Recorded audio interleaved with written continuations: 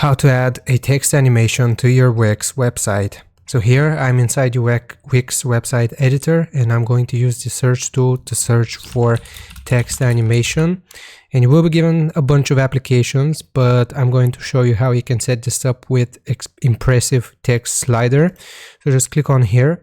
It's going to take us to the app page and select add to site.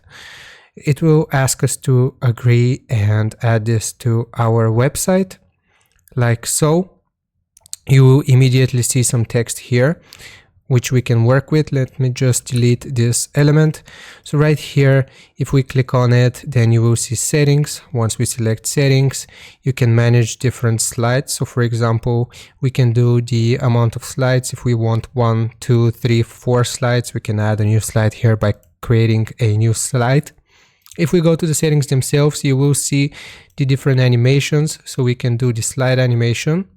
So how fast we want this to go or how long it's going to take.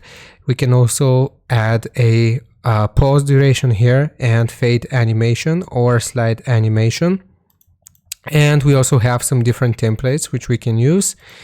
And basically that's it. If we want to change the text, we will simply edit it here as well from the settings.